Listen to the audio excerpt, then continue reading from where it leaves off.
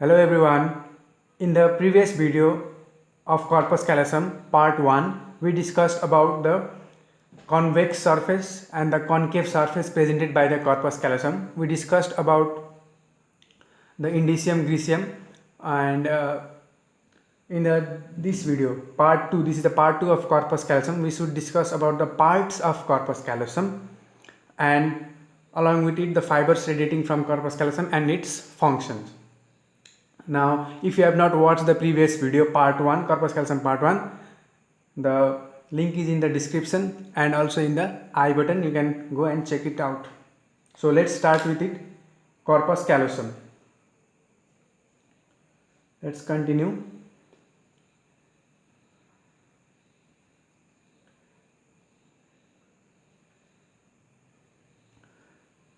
So in the previous video we discussed up to the concave surface, two surfaces, convex surface and concave surface. Concave surface, the inferior surface, and to which the fornix is attached. Yes, we discussed about it. Now we shall discuss about the parts. It's a continuation of part 1. Now we should discuss about the parts of corpus callosum. So about parts we have discussed a lot in our previous videos, so this will not be a difficult thing. Parts, they presents 4 parts from anterior to posterior, anterior to posterior. Okay, this is anterior, ANT is anterior. Anterior to posterior, the parts are rostrum, xenu, trunk and splenium. And those who are watching our video, new viewers, will not have problem, but those who are old viewers, those who have already watched our previous videos, some of may get confused because in previous videos I told from posterior to anterior. Okay, so it doesn't matter, sometimes you can anterior to posterior rostrum. Suppose this is the structure of corpus callosum. Yes. So if I say this is posterior and this is anterior, then from posterior to anterior will be splenium, trunk, the xenu and the rostrum. So from anterior to posterior, rostrum, xenu, trunk and splenium. I just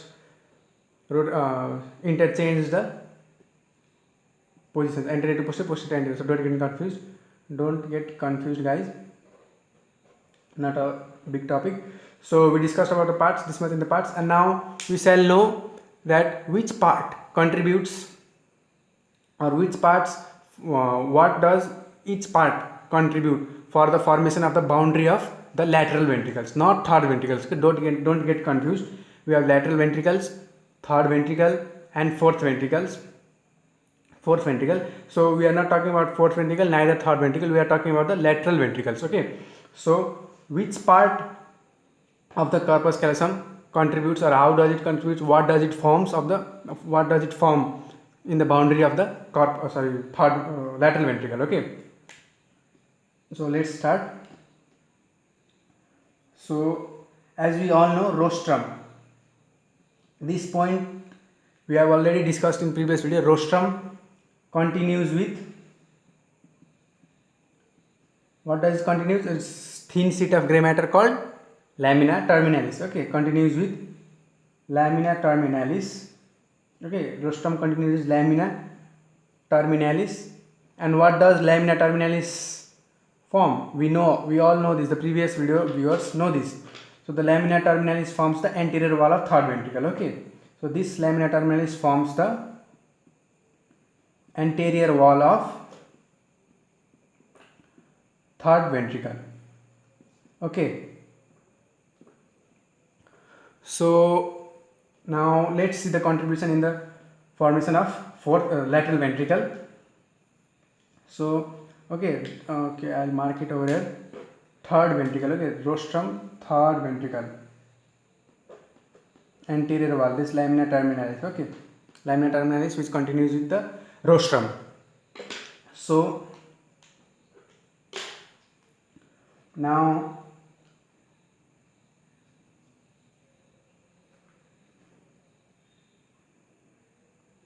in case of lateral ventricle, the rostrum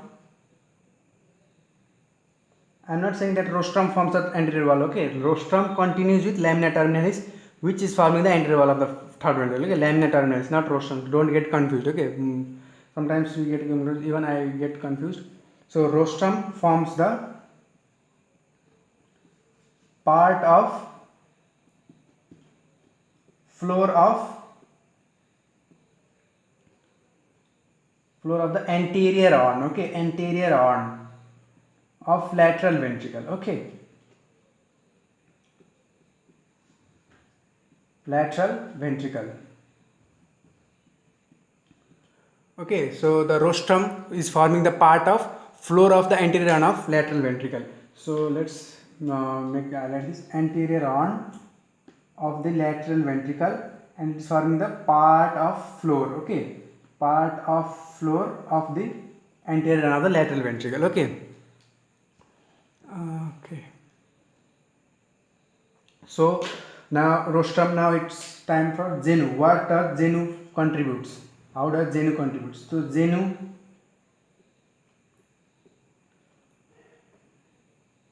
forms the anterior boundary of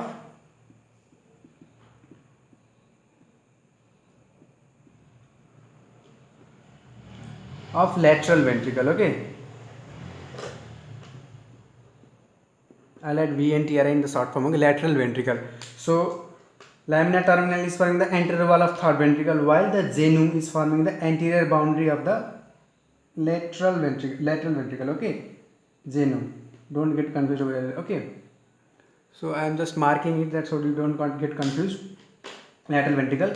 Now we have done with genu, rostrum, and trunk. So trunk is forming the roof of the or central part of the anterior lateral ventricle. Okay. So trunk forms roof or central part. Okay, roof or central part of same lateral ventricle. Okay.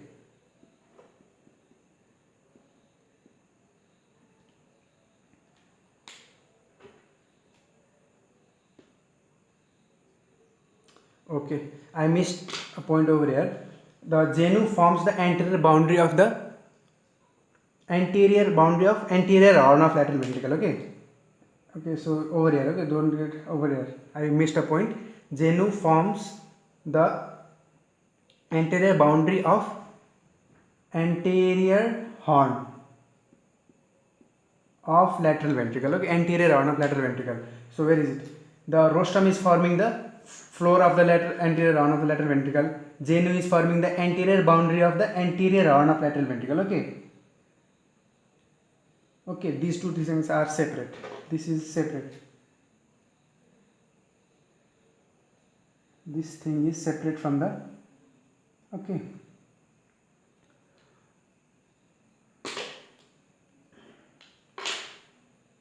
So it is the genu is forming the anterior boundary of the anterior horn of lateral ventricle. Okay. So trunk is forming the roof or the central part of lateral ventricle. Ventricle. This is ventricle. Don't get confused. Writing in the short form. So now we are left with splenium. So splenium hangs over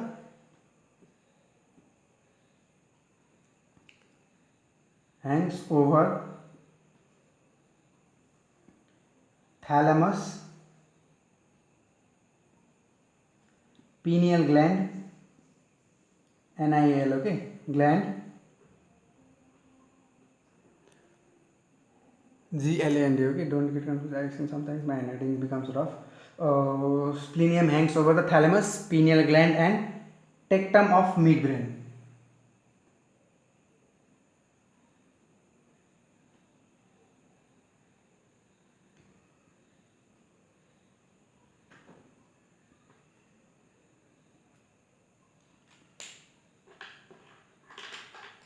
Spleen. Okay, genu, trunk, rostrum, and here the splenium hangs over the thalamus, pineal gland, and tectum of the midbrain. Okay, and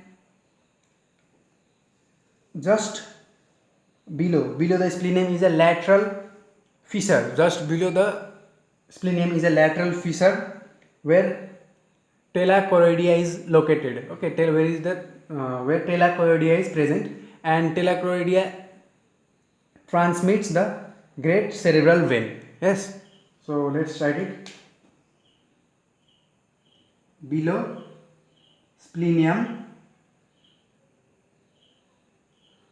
as you can see, below splenium is a lateral fissure with telachoroidea.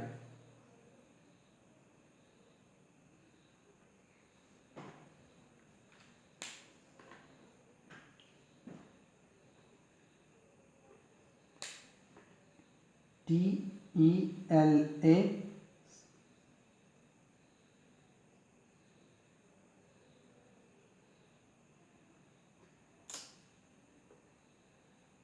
Okay, I'll write it over here with telachoroidea. Okay.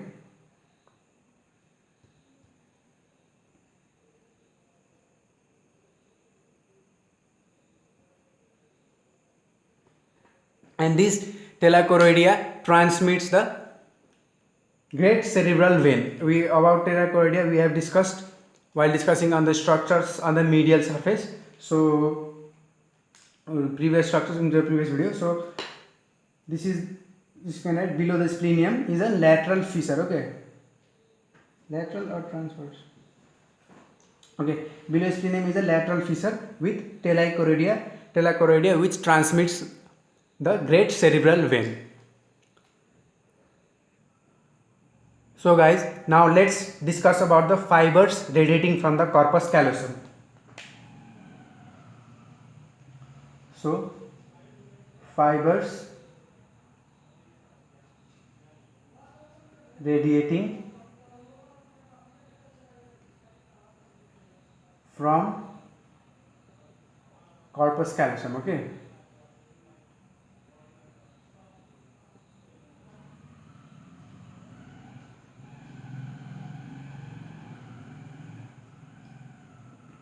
So while discussing about the fibers radiating from corpus callosum, I like to draw a figure so that it will make it clear about.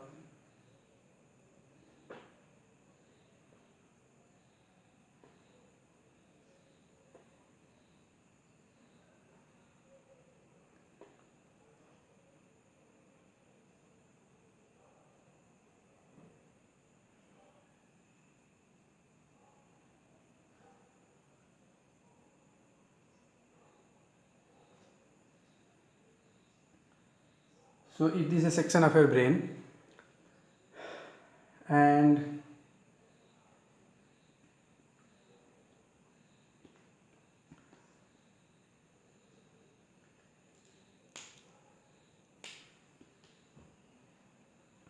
so now let's come to the fibers. First let's discuss about the fibers, and I'll trace the fibers over here. Okay, so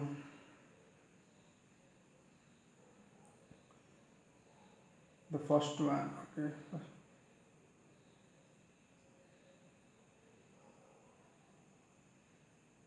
this is the corpus callosum. Okay, so fibers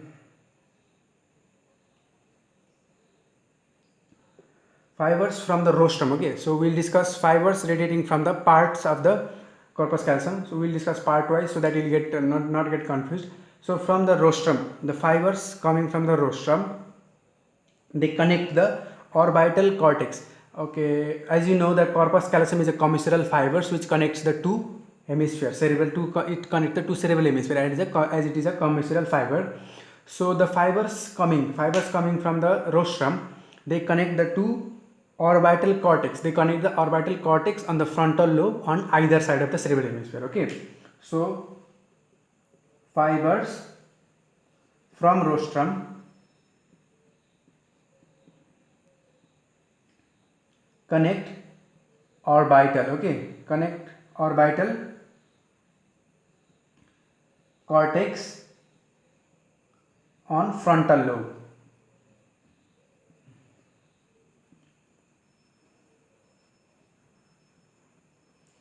of two hemisphere, two cerebral hemisphere on the either side. Okay, so now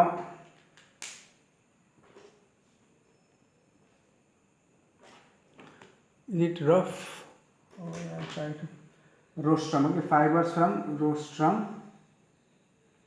are connecting the orbital cortex. Fibers from rostrum are connecting the orbital cortex. Okay, so the next one is after rostrum, genu. Yeah. So fibers from the genu, they connect the medial and lateral surfaces of the frontal lobe, and they are they are projecting. I mean, it's not projecting. They extend anteriorly. Okay, they extend anteriorly in a bundle, and they extend anteriorly in a bundle and are known as forceps minor. Okay, so fibers from genu extend anteriorly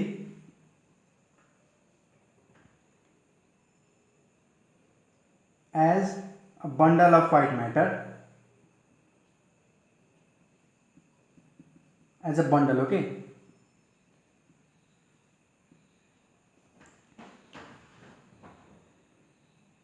connecting the medial and lateral surfaces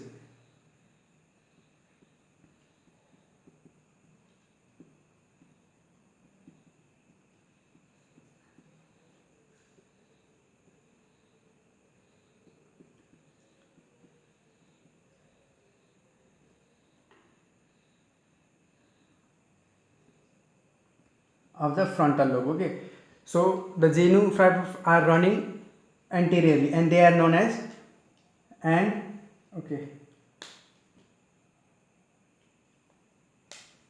and known as forceps minor. Okay, so if here is forceps minor, the major is yet to come. So have patience, we will discuss about major forceps major also. So for now, the we discuss about the rostrum. The fibers from the genu, okay, they extend anteriorly. This is okay, this is anterior, posterior. Okay, and you know these are lateral, this is the medial side. So okay, this is the lateral. Okay, lateral, this is also that, this side is lateral, this side is lateral, this side is the middle, towards the middle side. Okay, so anterior, posterior.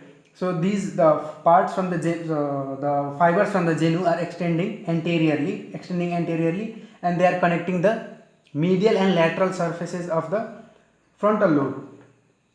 Okay, the orbital cortex and the frontal lobe is connected by the fibers from the rostrum, while the medial and lateral surfaces are connected by the fibers from the genu, which are extending anteriorly as a bundle of white matter. And these fibers, which are extending anteriorly from the genu, connecting the medial and lateral surfaces of the on the frontal lobe are known as forceps minor. Okay, forceps minor are known as forceps minor, and we are yet to discuss about the forceps major.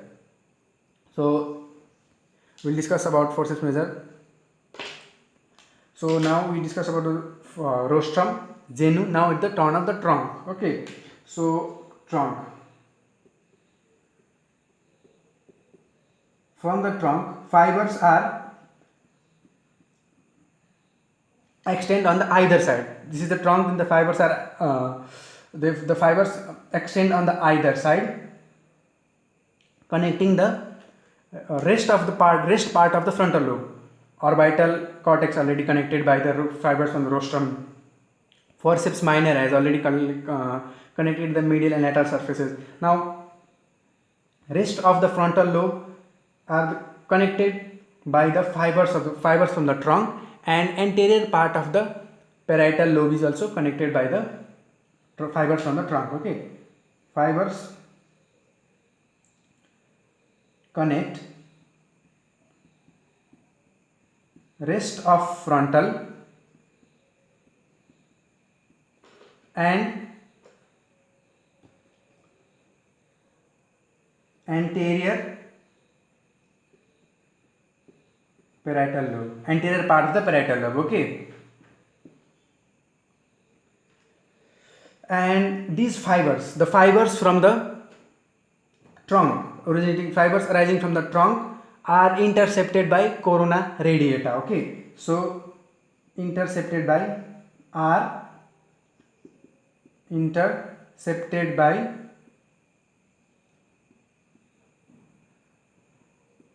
corona radiata. Okay, the fibers from the trunk.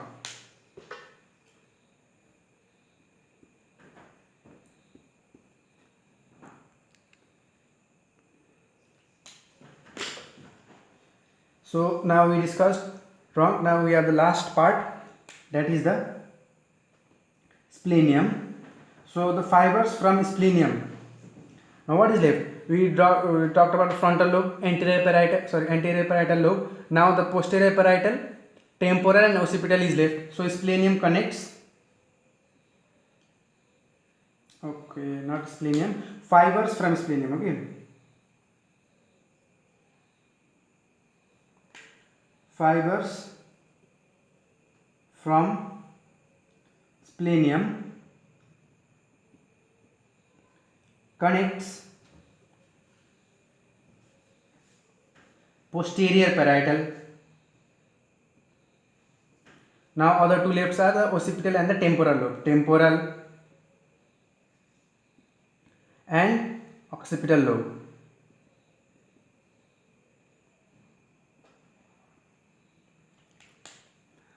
So now we discussed about the fibers coming from the trunk and the splenium.